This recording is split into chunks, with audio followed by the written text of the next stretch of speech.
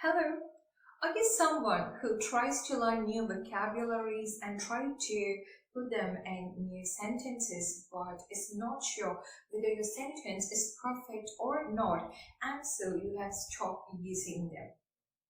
If that is the case, then do not worry. You are in the right video where I'm going to help you with your basic English from letters to words and then to form the basic sentences.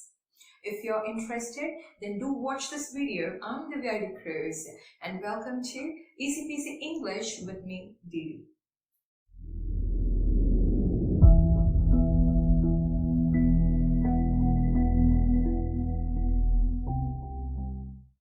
Today, we are going to see the letters that are in the English alphabet, and they are from A to Z, where 5 of them are vowels and the remaining 21 are consonants. So let's see what are the letters in the English alphabet. A, B, C, D, E, F, G, H, I, J, K, L, M, N, O, P, Q, R, S, T, U, V, W, X, Y, and Z.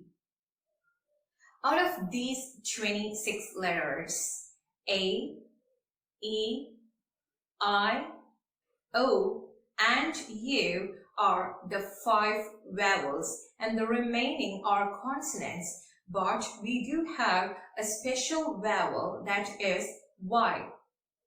Y at times acts as a vowel, though it is a consonant. So what makes a vowel different from a consonant? Let's try to pronounce the letters from A to E. A, B, C, D, and E. So, when I tried to pronounce A and E, it was really easy for me. There was a free flow of air. A, there was a free flow of air. E, there was a free flow of air. I didn't give much effort to pronounce these letters.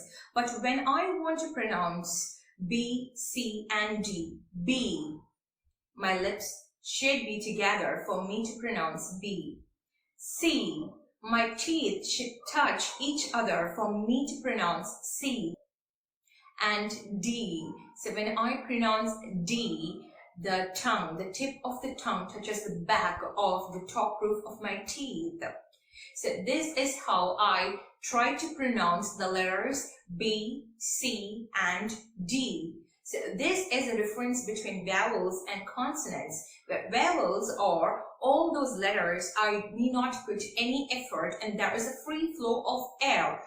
A, E, I, O, and U.